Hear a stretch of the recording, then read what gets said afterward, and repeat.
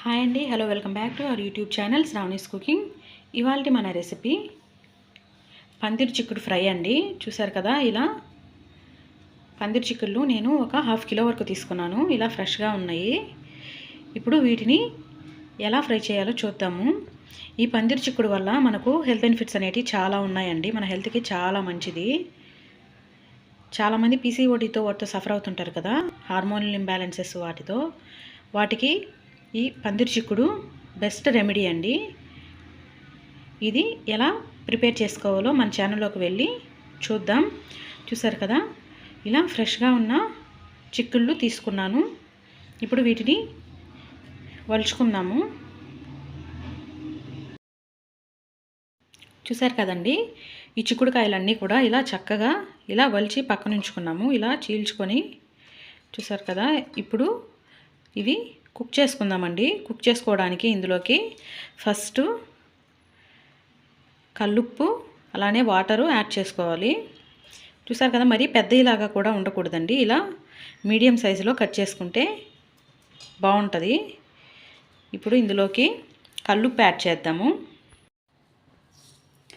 కల్లుప్పు అలానే ఇందులోకి ఒక 2 గ్లాసెస్ ఆఫ్ వాటర్ యాడ్ చేద్దామండి. వాటర్ అనేది ఎక్కువ యాడ్ చేయకూడదు, జస్ట్ ఇవి మునిగేంత వరకు సరిపోతాయి. ఇప్పుడు ఇది స్టవ్ ఆన్ చేసి స్టవ్ మీద పెట్టి చక్కగా కుక్ చేసుకుందాం. ఇలా స్టవ్ ఆన్ చేసి ఈ చిక్కుడుకాయలు ఇలా పెట్టుకున్నామండి. ఇవంతా ఇలా చక్కగా ఉడికించుకుందాము.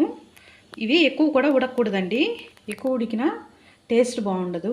మనం ఇలా చేత్తో మధ్యలో ఇలా టచ్ చేసి చూస్తే అది ఆ గింజ ఉంది కదండి, ఆ గింజ అనేది మనం ఇలా టచ్ చేసి చూసినప్పుడు ఉడికిందా లేదా మనకు అర్థమవుతుంది.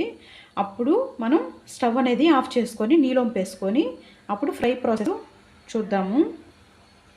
ఇప్పుడు దీని మీద ఇలా మూత పెట్టి వదిలేద్దామండి. మనం వాటర్ అనేది కొంచెమే వేసాం కాబట్టి స్టవ్ అనేది మీడియం ఫ్లేమ్లో ఉంచుకోవాలి. హై ఫ్లేమ్లో ఉంచకూడదు. హై ఫ్లేమ్లో ఉంచితే మాడిపోతాయి. చూసారు కదా, ఇలా స్టవ్ అనేది మీడియం ఫ్లేమ్లోనే ఉండాలి. ఇప్పుడు వీటిని ఇలా చక్కగా కుక్ అవనిద్దాము.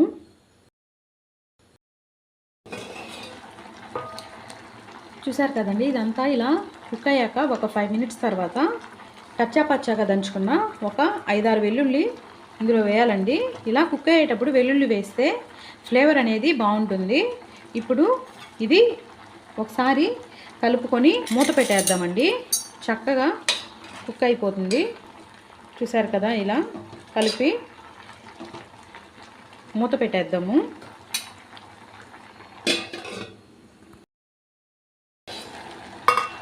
చూసారు కదండి, వాటర్ అంతా కూడా ఇలా చక్కగా ఇంకిపోయింది. ఇప్పుడు ఇవి ఉడికిపోయి ఉంటాయి. ఒకసారి మనం పక్కకు తీసి చూసుకుందామండి, ఉడికాయా లేదా.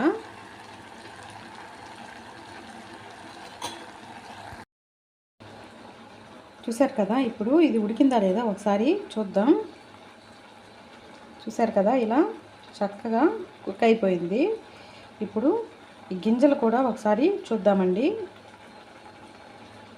ఈ గింజలు కూడా ఇలా చక్కగా చూసారు కదా, ఇలా మెత్తగా పప్పులాగా కుక్ అయిపోయింది కదండి. ఇలా అయిందంటే అది చక్కగా కుక్ అయిందని అర్థం.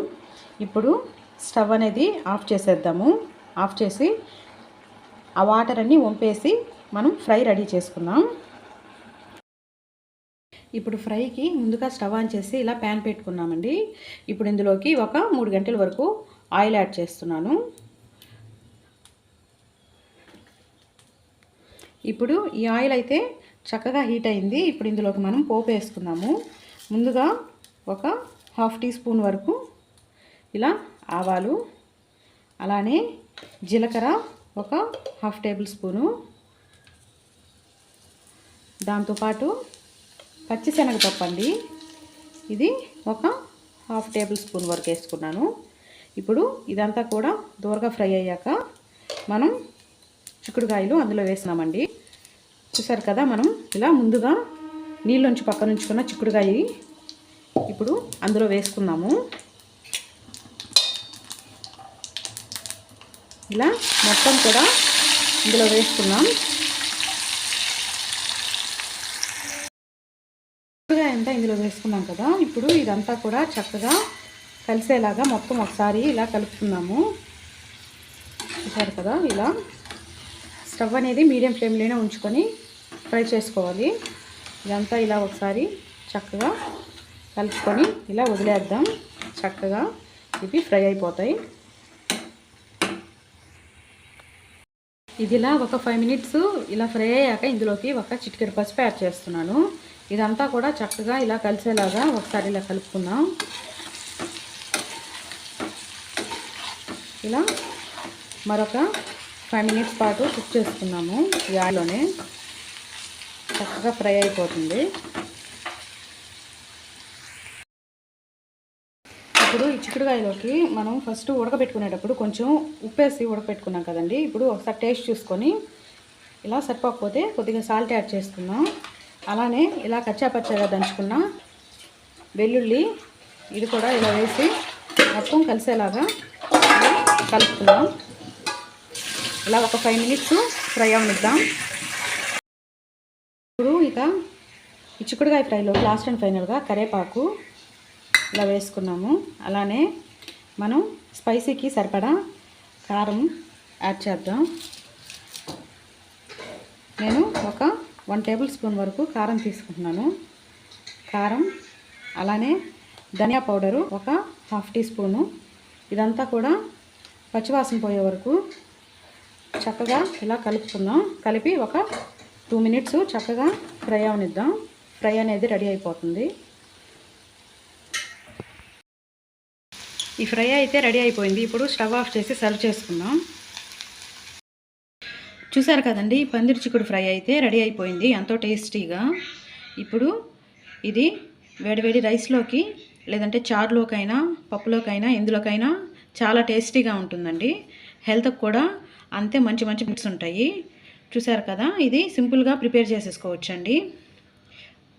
ఈ వీడియో మీకు నచ్చినట్లయితే మీరు ఒకసారి ట్రై చేయండి. ఈ వీడియోకి లైక్ చేయండి. మా ఛానల్ని సబ్స్క్రైబ్ చేసుకోండి. మరో మంచి వీడియోతో మళ్ళీ కలుద్దాం. Until then bye. Thank you for watching. Please do like, share and subscribe to our channel Shravani's cooking.